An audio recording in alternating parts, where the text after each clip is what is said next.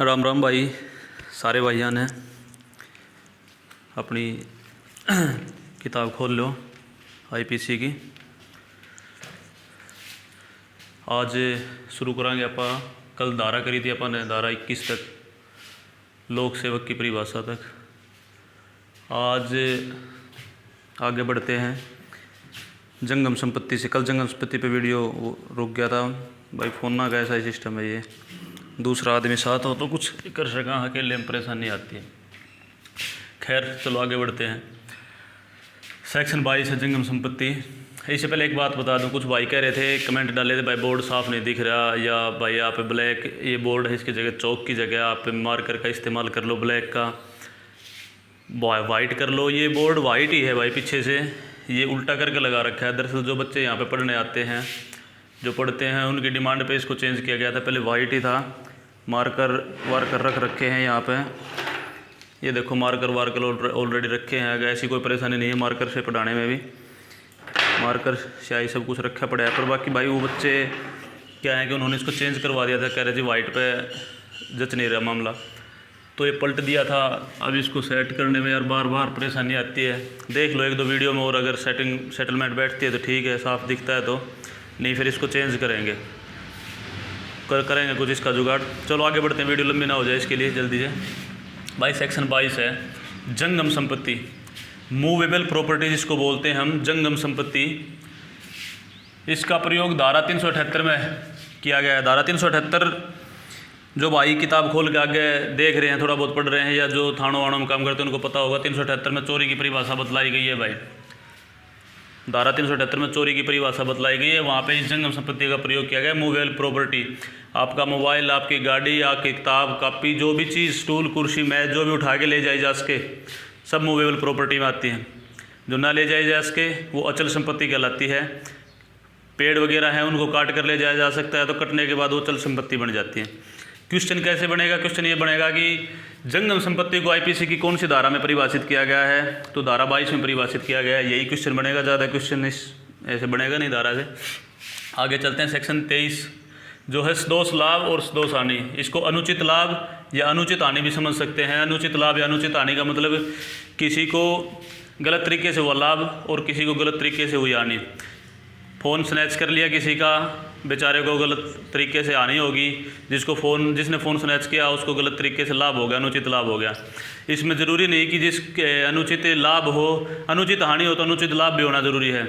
कोई किसी से ईर्ष्या रखता है, उसमें फ़ोन उठा लिया, उठा के फेंक दिया, रोड पे फेंक दिया, कुएं में फेंक दिया, कहीं ऐसी जगह फेंक दिया जहाँ प्राप्त ना हो, तो अनुचित हानि तो होगी अगले को, लेकिन उसको अनुचित लाभ नहीं हुआ।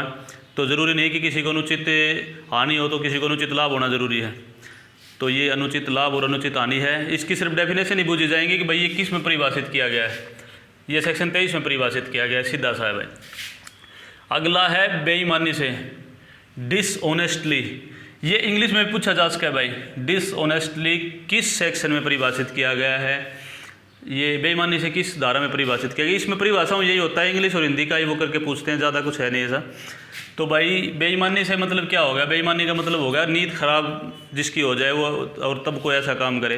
आपने पता है आपके पास 100 रुपये का नकली नोट है, और आप एक गांव में बेचारा अनपढ़ शरीफ सा को दुकानदार है, उसके पास जाके कहते हो भाई लाओ 100 रुपये का 90 की कोल्ड ड्रिंक दे दे, 10 की नमकीन दे दे, जबकि आपको पता है कि ये नोट नकली है, लेकिन आप ले आए उसके साथ बेईमानी की नीयत से, तो वो बेईमानी से कहलाएगा, वो बेईमानी का काम हो गया। अब आप इसके अगली सेक्शन में देखोगे धारा 25 में कपटपूर्वक, फ्रॉडेंटली, तो आप ये देखोगे कि इसमें भी कपटपूर्वक। अब कपटपूर्वक और बेईमानी में अंतर कितना सा है? कपटपूर्वक में भी काम धोखा देने की नीयत से किया जाता है। कपटपूर्वक में मतलब होगा किसी को धोखा देने की नीयत से किया गया कार्य। तो आप कहोगे बेईमानी में भी वही बात होगी, बेईमानी में भी तो धोखा दे रहा आदमी, किसी को झूठ बोल के 100 रुपये का नोट दे दिया।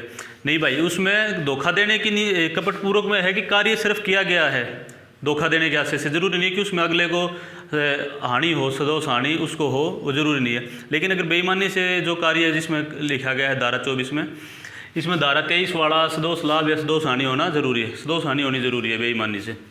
तो डिसऑनेस्टली में सदोष हानि होनी ज़रूरी है। फ्रॉडेंटली में काम कपट से किया जाता है, ज़रूरी नहीं कि भाई उसमें सदोष लाभ सदोष हानि हो। धारा 415 से 424 के बीच इस कपटपूर्वक शब्द का प्रयोग किया गया है आईपीसी के अंदर, धारा 415 से 424 के बीच में भाई। अगली सेक्शन अपनी आ जाती है सेक्शन 26। सेक्शन 26 में है विश्वास करने का कारण, रीजन टू बिलीव। विश्वास करने का कारण क्या है भाई? पुलिस जैसे कई बार शक के आधार पर किसी को पकड़ती है तो ये पूछ लेंगे भाई आपने इसको क्यों पकड़ लिया, ऐसा क्या था? तो उस जगह विश्वास करने का कारण क्या है कि रात को एक आदमी फटे पुराने कपड़े पहने हुए है, फटे पुराने कपड़े पहन रहा है और उसकी हालत देख कर लगता नहीं कि भाई इसके पास साइकिल भी है, लेकिन वो अच्छी एक महंगी गाड़ी लेके जा रहा है। पुलिस ने रोक लिया, चेक किया, देखा भाई गाड़ी का ड्राइवर भी नहीं लगता, मालिक भी नहीं लगता, तो उसको पकड़ कर थाने ले आएंगे। तो इसमें ये नहीं होगा कि भाई आप इसको थाने क्यों लेके आए, क्योंकि उसमें उस चेकिंग पे जो पुलिस वाला है उसके पास विश्वास करने का ये कारण है कि हो सकता है ये चोर हो, क्योंकि इसकी कंडीशन देख के ऐसा लगता नहीं कि भाई ये इस गाड़ी को वो मालिक हो सकता है या ड्राइवर है। तो यहाँ पे विश्वास करने का कारण है, इस पर रीजन टू बिलीव है, विश्वास कर सकते हैं कि भाई शायद ऐसा हो या ऐसा ना हो। जैसे कई बार वो औरतें जो होती हैं भीख भाग मांगने वाली किसी अच्छे घर के बच्चे को लेकर घूमती है तो शक हो जाता है, ऐसा एक दो बार मामला पकड़ में भी आया था। अब सेक्शन 27 पे आ जाओ भाई। पत्नी, लिपिक या सेवक के कब्जे में संपत्ति, ये सेक्शन 27 है आईपीसी की। भाई जो आदमी 2 नंबर का पैसा कहीं से भी कमाता है या गलत तरीके से जो धन प्राप्त करता है, वो सोचता है कि अगर मैं अपने नाम से कोई प्रॉपर्टी वगैरह खरीदूंगा तो हो सकता है कि मेरे ऊपर कल को कोई आय से अधिक संपत्ति रखने का केस हो जाए या कोई और हो जाए। तो आज वो क्या करते हैं, या तो अपने पत्नी के नाम पे प्लाट करा दिए, या भाई अपने नौकर चाकर या कोई रसोईया ड्राइवर उनके नाम पे करा दिए। तो सर कानून ये कहता है कि अगर इन में पत्नी के, लिपिक के या सेवक के, नौकर कोई भी हो, घर में रसोईया हो, ड्राइवर हो, माली हो, कोई भी हो, अगर इनके नाम भी संपत्ति करा दी जाती है या इनके पास संपत्ति रख दी जाती है तो ये उसी आदमी की मानी जाएगी। अगर उनके पास से संपत्ति बरामद होती है तो ये उसी आदमी की मानी जाएगी, उस मालिक की मानी जाएगी जिसके ऊपर चल रहा है। अगर उसने नौकर या पत्नी के कब्जे में भी उस संपत्ति को रख दिया है तो कदे कोई सा भाई इन्हों सोचे भाई 2-4 प्लाट खरीद के घराड़ी का नाम करा दें बचाव हो जाएगा, ऐसा नहीं है, ईमानदारी से चलो। सेक्शन 28 आ गई भाई, कूटकरण, काउंटरफिट। कूटकरण क्या होता है भाई? कूटकरण की परिभाषा वैसे अपने भारत वालों को ज़्यादा समझ में आनी चाहिए। कूटकरण किसी भी चीज़ की नकल कर लेना, वैसा का वैसा बना देना, बिल्कुल हूबहू तैयार करना जिसको देख के धोखा हो जाए कि शायद भाई ये असली है, वो काउंटरफिट कहलाती है। किसी चीज़ की नकल ऐसी की ऐसी तैयार कर देना और उसका किसी गलत कार्य के लिए प्रयोग भी करना, कूटकरण है वो। अब इसको परिभाषित किया गया है आईपीसी की धारा 463 से 489 के बीच में मोस्टली इस कूटकरण शब्द का, काउंटरफिट शब्द का प्रयोग ज़्यादा किया गया है। तो ये कूटकरण है भाई, किसी चीज़ की नकल तैयार कर लेना, कूटकरण कहलाएगा। ये पूछा क्या जाएगा, इसके बारे में ज़्यादा सोचने की जरूरत नहीं है। यहाँ पर यही पूछा जाएगा कि कूटकरण को किस धारा में परिभाषित किया गया है या काउंटरफिट को किस धारा में परिभाषित किया गया है। ये दोनों याद रख लेना, हिंदी या इंग्लिश में से भाई किसी में पूछ सकते हैं, मोस्टली इंग्लिश में पूछते हैं कन्फ्यूज़ करने के लिए। काउंटरफिट को कौन सी सेक्शन में परिभाषित किया गया है? तो सेक्शन 28 में। जल्द आगे चलते हैं। सेक्शन 29 अपनी दस्तावेज, डॉक्यूमेंट्स।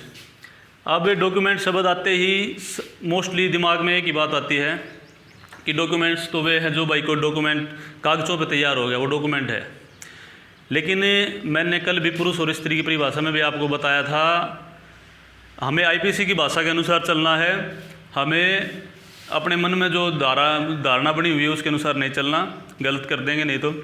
डॉक्यूमेंट्स क्या होते हैं? डॉक्यूमेंट्स कोई भी कुछ भी हो सकता है, कोई व्यंग्य लिखा हुआ है, जैसे कोई व्यंग्य चित्र है, किसी ने लेख आकृति बना दी, पत्थर पे कोई निशान लगा हुआ है, या कोई शिलालेख पुराने में लिखे हुए हैं पत्थर पे, या कोई मरते हुए ज़मीन पे कुछ लिख कर चला गया, रेत पे कोई नाम लिख गया किसी का, या किसी के बारे में कोई बात लिख गया, वो सब डॉक्यूमेंट में माने जाएंगे, दस्तावेज होंगे। वो ज़रूर नहीं है कि जो आप कागज़ों पे देखते हैं ये दस्तावेज हैं। हर चीज़ दस्तावेज होती है जो किसी भी तरह का साक्ष्य प्रस्तुत करे या जिसको पढ़ा या समझा जा सके, वो दस्तावेज कहलाएगी भाई। कोई पत्थर पे लिखा हुआ है, चाहे ज़मीन पे लिखा हुआ है, चाहे जहाँ मर्जी वो लिखा हुआ है, वो सब अपने दस्तावेज में काउंट होते हैं। दस्तावेज को परिभाषित किया गया है धारा 29 आईपीसी में, सेक्शन 29 आईपीसी में।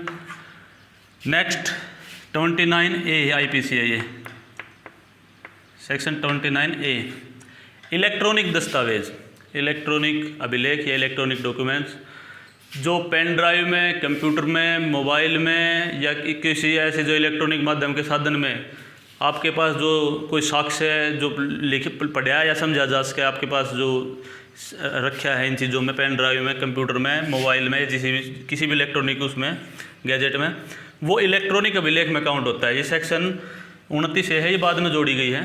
तो ये इलेक्ट्रॉनिक अभिलेख की है, ये पूछी जाती है ज़्यादा। धारा 29 के बजाय धारा 29A के पूछे जाने की संभावना ज़्यादा होती है भाई इलेक्ट्रॉनिक दस्तावेज की। तो इलेक्ट्रॉनिक दस्तावेज की धारा 29 के अपना याद कर लेना, साथ साथ याद कर लिया करो भाई, और आगे भी अपने पढ़ लिया करो। ज़रूरी नहीं कि जितनी सेक्शन मैं कराऊँ उतनी पढ़ो, आप आगे पढ़े रखोगे, साथ साथ मैं बताऊँगा, आप दाएँ बाएँ से कहीं और से भी सीख रहे होगे, अच्छी तैयारी हो जाएगी। अभी काफ़ी समय है हमारे पास, इस समय का पूरा सदुपयोग हमने करना है। और अब की बार आप सब ने हौलदार बन के दिखाना है भाई, पता लगे कि ज़रूरी नहीं कि महंगी महंगी कोचिंगों से पढ़ गए आदमी हौलदार बने, सेल्फ स्टडी से और थोड़ी मेहनत से भी आदमी इसको क्लियर कर सकता है। मेरिट चाहे वैसे कितनी जाती हो, कोई डरने की ज़रूरत नहीं है, हम योग्य हैं उस चीज़ के। अब सेक्शन 30 है मूल्यवान प्रतिभूति, वैल्यूएबल सिक्योरिटी।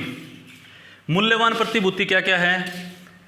मूल्यवान प्रतिभूति भाई जो भी, ज़रूरी नहीं कि भाई कोई पैसा, धन या ऐसी चीज़ मूल्यवान प्रतिभूति, कोई मोहर, स्टाम्प, जैसे रजिस्ट्री के कागज़ों पे वो लगी होती है, रजिस्ट्री के कागजात हैं, या कोई भी ऐसा चीज़ जिसकी कुछ वैल्यू है, जिसकी कोई कीमत है, ऐसे कोई दस्तावेज मूल्यवान प्रतिभूति में आएंगे सारे।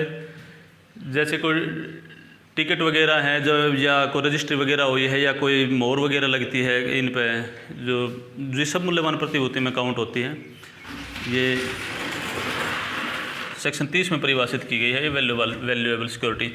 और इसका प्रयोग जो किया गया है अपना आईपीसी में, फिर ये कहाँ किया गया है, कौन कौन सी सेक्शन में किया गया है? 327, 329, 330, 331, 348, 468, 472, 477 और 477A में अपने इस मूल्यवान प्रतिभूति शब्द का प्रयोग किया गया है। अब है सेक्शन 31 विल। विल का मतलब जो इंग्लिश जान रहे हैं भाई समझते होंगे, इच्छा, वसीयत। वसीयत जिसको बोलते हैं ना, वसीयत। कोई आदमी अपनी वसीयत नाम करा दे, भाई मेरे जब तक मैं ज़िंदा हूँ ये ज़मीन या प्लॉट या ये चीज़ें मेरे नाम रहेंगी, इसके बाद ये फलामुक आदमी के नाम पर चले जाएंगी। तो जिस अमुक नाम के आदमी से वसीयत कराई जाती है ये विल कहलाती है भाई। धारा 31 में इसको परिभाषित किया गया है। और जब क्वेश्चन पूछा जाएगा तो सिर्फ इतना ही पूछा जाएगा कि विल को किस धारा में परिभाषित किया गया। ये परिभाषाएं हैं, डेफिनेशन है, सेक्शन 1 से 52A तक हैं। वैसे अपने B1 में 6 से शुरू होती हैं। तो इनका सिर्फ इतना सा ही है कि आप इनको हिंदी और इंग्लिश में बस याद रख लें और मोटा मोटा समझ लें, ज़्यादा समय ख़राब करने की इनमें वो नहीं है। लेकिन अपना नंबरिंग इनके याद रखना, कौन से नंबर पर कौन सी परिभाषा है, और हिंदी और इंग्लिश में इनका अर्थ, ताकि आप कर सको इनको सही। अब आगे सेक्शन 32। सेक्शन 32 क्या कहते हैं? कार्यों का निर्देश करने वाले शब्दों के अंतर्गत अवैध लोप आता है। अवैध लोप भाई, अवैध लोप का मतलब क्या होगा? अपनी पुलिस की भाषा में आपको समझा दूं। लोप करना का मतलब होगा मकरागिरी करना। कोई काम करना है लेकिन उसमें मकरागिरी कर दी भाई, काम कराया नहीं, लोप कर दिया उस काम का। ड्यूटी करनी है, रात की नाइट ड्यूटी है, लेकिन सो गया भाई आते ही, सारी रात अपना आराम से सो रहा है, कोई चिंता नहीं, कोई आओ चेकिंग अफसर आओ, कोई आओ, आराम से सो रहा है। तो कार्य का निर्देश करने वाले शब्दों के अंतर्गत ऐसे लोप आता है भाई। सो गया आराम से, लोप कर दिया ड्यूटी का, अवैध लोप हो गया। अब सेक्शन 33 है भाई, कार्य तथा लोप। बात वही है, उसमें कार्य लोप आता है इसमें 32 में, कार्यों का निर्देश करने वाले शब्दों के अनुसार। इसमें यह है कि कार्य, इसमें जिम्मेवारी साथ फिक्स करके दिखाई गई है भाई। जो कार्य करना था लेकिन उसका लोप कर दिया, उसमें ड्यूटी पर आया, सो गया, कोई बात नहीं, लेकिन इसमें कार्य करना था लेकिन उसका लोप कर दिया। जैसे किसी का मेडिकल कराने के लिए भेज दिया, मेडिकल करा के नहीं लाया, गिरफ्तार करने के लिए भेज दिया, गिरफ्तार नहीं करके लाया। जो कार्य करने के लिए दिया गया उसको न करना, जिम्मेवारी से तुरंत जो कार्य दिया गया उस जिम्मेवारी से बच जाना, कार्य तथा लोप में काउंट होता है। तो ये अपनी धारा 33 होगी कार्य तथा लोप की। अब जो धारा 34 आएगी वो इम्पोर्टेंट धारा है, इसलिए मैंने इस अपने जो आज का वीडियो था इसमें धारा 33 तक ही ली है, क्योंकि जो धारा 34 है वो इम्पोर्टेंट है भाई। जो इम्पोर्टेंट धाराएं हैं उन पर थोड़ा ज़्यादा फोकस करके चलेंगे। और भाई ये समझ लो, इतना किसी भाई को कोई और शक रह गया हो, कल एक भाई कह रहा था भाई वीडियो में बोर्ड साफ नहीं दिखाई दे रहा। अभी देखते हैं, मैं अभी वीडियो चेक करूँगा तभी पता कर लूँगा कुछ दिख रहा है नहीं, या वीडियो दोबारा बना लेंगे। अगर फिर भी आपको देखने में परेशानी आती है तो एक तो अपना डाटा कनेक्शन चेक कर लो यार, वीडियो बिल्कुल साफ़ सुथरी चल रही है कि नहीं। अगर फिर भी प्रॉब्लम आती है तो इसको चेंज करेंगे भाई। वो समस्या मैंने शुरू में बताई थी कि यहाँ पे जो बच्चे आते हैं उन्होंने इसको कह के इस तरफ पलटी करवाया था, वरना पीछे से वाइट ही है, अपने पास मार्कर वार्कर की सुविधा तो है। खैर तो साथियों कर लो इस चैप्टर को तैयार, जल्दी अगली वीडियो डालता हूँ आपके पास। 34 से लेकर कोशिश करेंगे अब की बार बेड़ा पार ही कर दें इन परिभाषाओं का, 52 तक पहुँच जाएँ हम। फिर अपना चौथा चैप्टर चालू करेंगे जनरल एक्सेप्शन का। तो सभी भाई इनको पढ़ लो, अपनी किताब से भी देखते रहो साथ साथ, और कोई अगर मन में कोई संशय है तो वीडियो में कमेंट करके पूछ लो। और चैनल को सब्सक्राइब कर लो, जो साथ वाले तैयारी करें उनसे करा लो, क्योंकि जितने ज़्यादा चैनल सब्सक्राइबर ज़्यादा होंगे भाई मन उतना ही ज़्यादा करेगा। टाइम लगता है, पूरा समय देना पड़ता है एक प्रकार से इसके, जैसे आप लोग तैयारी कर रहे हो इतनी तैयारी साथ साथ करनी पड़ती है। तो अगर आप मोटिवेट करोगे तो और अच्छी बोर्ड की क्वालिटी भी चेंज हो जाएगी, सब कुछ और अच्छी क्वालिटी के वीडियो भी आएंगे। जैसा आप मोटिवेशन दोगे वैसा काम होगा। ठीक है भाई, राम राम, मिलते हैं जल्दी नई वीडियो के साथ। तब तक आप अपनी तैयारी व्यारी कर लो। जय हिंद।